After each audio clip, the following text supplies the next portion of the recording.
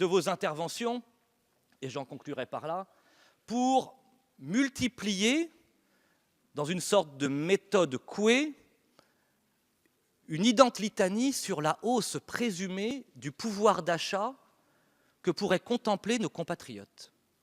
Pas un député ne peut affirmer, sans avoir un problème de conscience, croiser régulièrement des compatriotes, nous dire « vous direz merci au gouvernement car depuis le 1er janvier dernier, le pouvoir d'achat, notre pouvoir d'achat a augmenté ». Personne n'y croit, tout le monde voit bien que c'est exactement le contraire.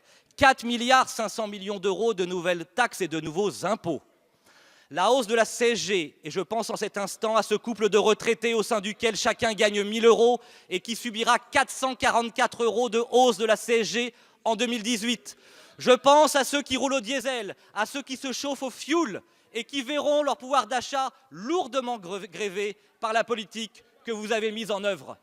Chacun sait que le pouvoir d'achat, hélas, dans notre pays, depuis plusieurs mois et bien entendu plusieurs années, continue à baisser, contrairement à ce que vous affirmez.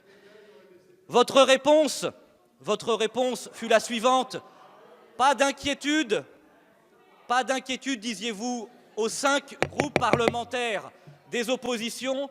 Nous avons organisé les assises nationales de la mobilité. Nous attendons les assises mondiales, désormais, de la mobilité, en apportant des réponses ô combien absurdes. Vous nous dites, la réponse que nous apportons, c'est le télétravail. La réponse que nous apportons, c'est le vélo électrique. La réponse que nous apportons, c'est le covoiturage. Mais croyez-vous une seule seconde que je puisse regarder dans les yeux mes concitoyens et les habitants de ma circonscription pour leur dire, quand vous avez 30, 40 ou 50 kilomètres à faire pour aller travailler, prenez un vélo, forcez-vous à utiliser un covoiturage. C'est une absence manifeste de bon sens. Ce que nous proposons, c'est une proposition enracinée, connectée, de bon sens, concrète, attendue par une écrasante majorité de nos compatriotes. Une seule question que nous vous posons en cet instant.